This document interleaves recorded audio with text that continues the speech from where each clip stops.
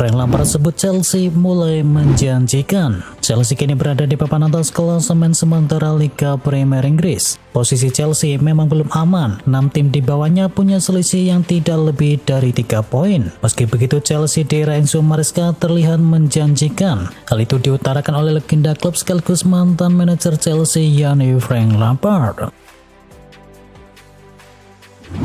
Edu Gaspar resmi tinggalkan Arsenal gabung dengan Nottingham Forest. Arsenal resmi mengumumkan kepergian dari Edu Gaspar dari kursi direktur olahraga mereka. Edu dikabarkan akan bergabung dengan sesama klub Liga Inggris lainnya yakni Nottingham Forest. Kepergian Edu diumumkan Arsenal lewat laman resmi mereka pada Selasa dini hari. Kami berterima kasih kepada Edu atas perannya dalam sepak bola dan mendorong klub maju dengan nilai-nilai Arsenal di dalam hatinya, tulisan dari akun resmi Arsenal.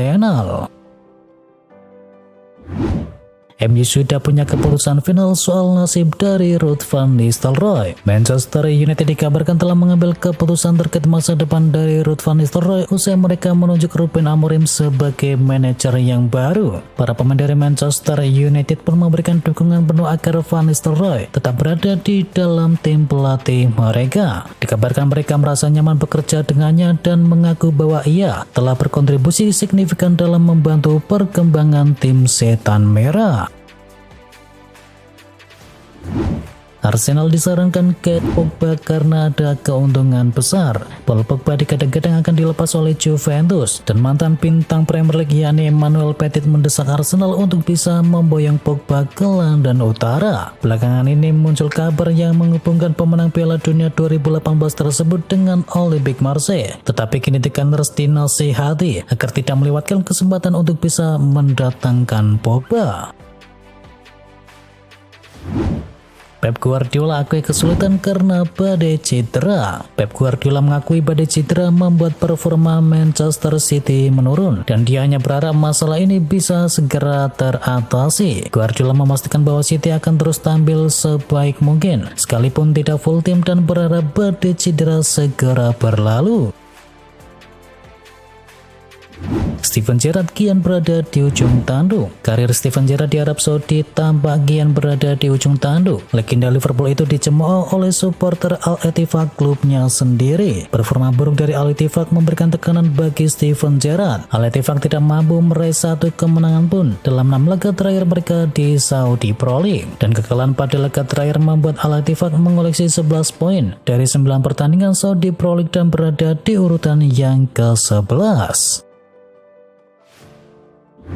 Rafinha frustasi saat dilatih oleh Xavi Hernandez. Saat masih dilatih oleh Xavi Hernandez, Rafinha seperti menjadi pembelian gagal bagi Barcelona. Dia bermain 87 kali dengan sumbangan 20 gol dan 25 assist. Pada musim lalu Rafinha jarang bermain penuh. Dia sampai sudah tahu kalau akan diganti tiap menjadi starter. Dan pemain Brasil itu merasa frustasi saat ditangani oleh Xavi Hernandez.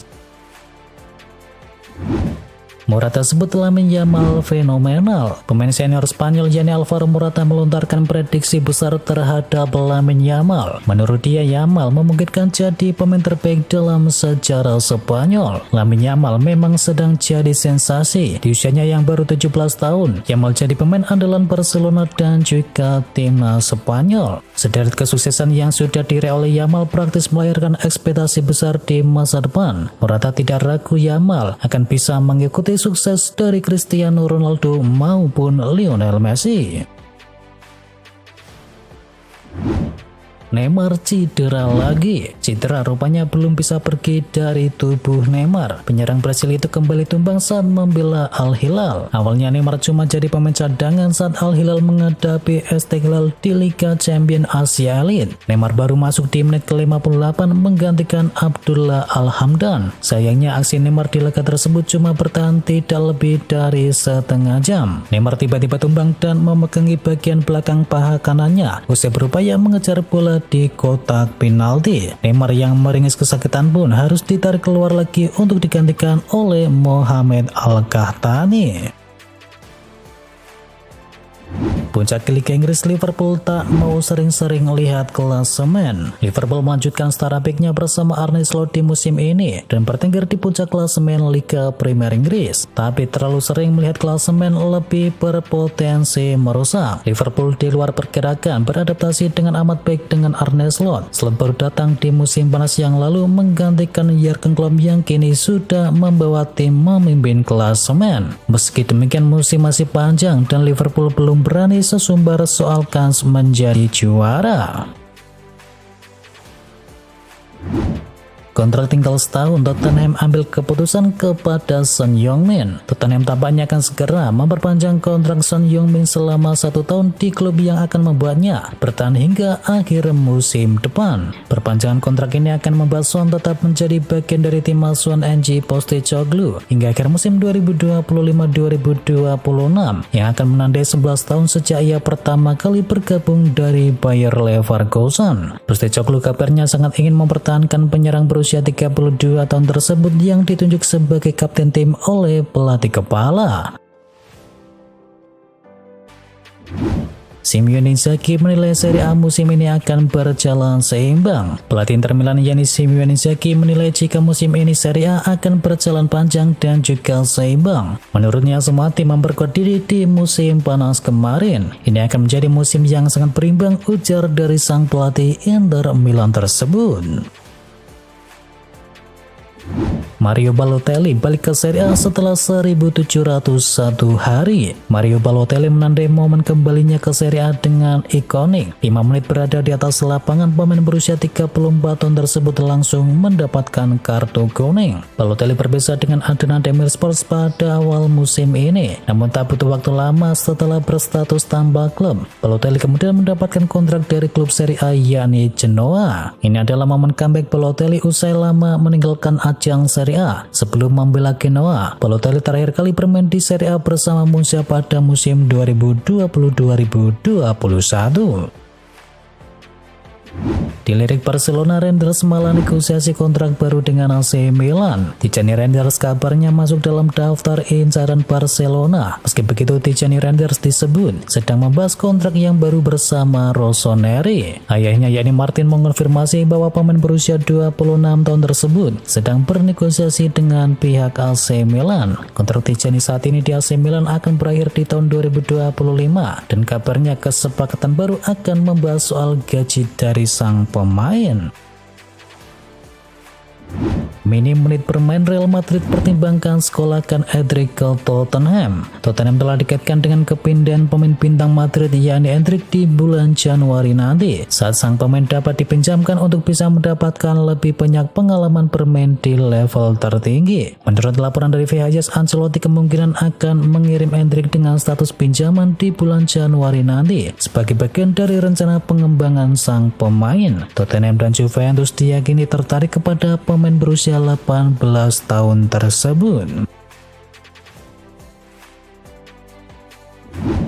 Subimendi gagal, Liverpool kini beralih incar Tchouaméni. Liverpool disebut-sebut sedang mencari gelandang bertahan yang baru, meskipun sebenarnya sudah ada Ryan Gravenberch yang tampil solid di pos tersebut. Liverpool sekarang disebut sudah mendapatkan nama pemain yang mereka inginkan. The Reds diklaim mengincar gelandang milik Real Madrid yakni Aurelien Tchouaméni. Diklaim oleh tim Talk Media tersebut menyebut bahwa bos Liverpool yakni Arne Slot masih ingin mendatangkan gelandang baru ke Anfield Stadium. Laporan itu juga menyebut bahwa Tchouaméni kini masuk ke dalam daftar jual Real Madrid. Digambarkan ia dibanderol sekitar 100 juta pound sterling. Baru juga bergabung Federico Chiesa bersiap tinggalkan Liverpool. Perjalanan Chiesa bersama Liverpool sejauh ini belum sesuai dengan harapan, saat pemain sayap itu tidak banyak mendapatkan kesempatan tampil dengan adanya persaingan dari Luis Diaz dan juga Cody Gakpo. Chiesa disebut tak mampu mengejar ketertinggalan gaya bermain Liverpool, yang dimana di bawah arahan dari Arne Slot menuntut kecepatan dan juga stamina tinggi. Jurnalis dari Calcio Mercato mengungkapkan bahwa peluang Chiesa menjadi pemain utama Liverpool hampir tidak mungkin, dan kini klub mempertimbangkan opsi pinjaman bagi Chiesa pada bulan Januari nanti. Sementara klub lain seperti Como dan juga Milan menunjukkan ketertarikan untuk bisa mendatangkannya.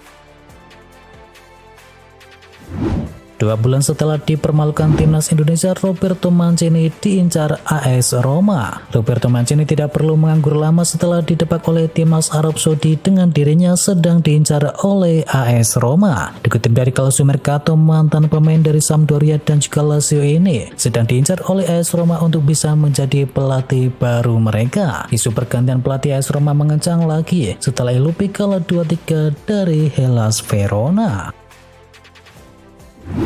Tiket timnas Indonesia versus Jepang ludes terjual. Diungkapkan oleh PSSI dalam laman Instagramnya, tiket melawan Jepang sudah habis dan tinggal tersisa tiket melawan Arab Saudi. Laga Indonesia versus Jepang akan digelar di Stadion Utama Gelora Bung Karno di tanggal 15 November mendatang. 4 hari berselang, skuad Garuda akan kembali menjamu Arab Saudi di tempat yang sama.